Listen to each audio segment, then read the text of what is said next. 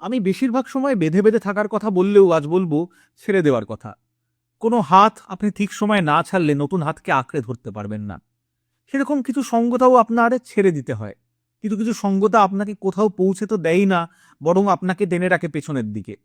কিছু কিছু মানুষ থাকে যারা বিশ্বাস করেন যে সারা পৃথিবীর মানুষ বোধহয় তাদের বিরুদ্ধে ষড়যন্ত্র করছেন। সবাই তাদের ক্ষতি চাইছেন কিংবা সবাই তাদের খারাপ করতে ব্যস্ত।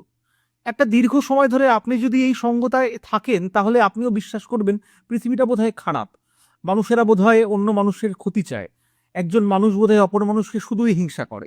কিন্তু বাস্তব চিত্র তো তা নয়, বরং পৃথিবীটা সুন্দর। পৃথিবীতে এখনো ভালোবাসা আছে, মানুষ অকারণে মানুষকে ভালোবাসতে পারে।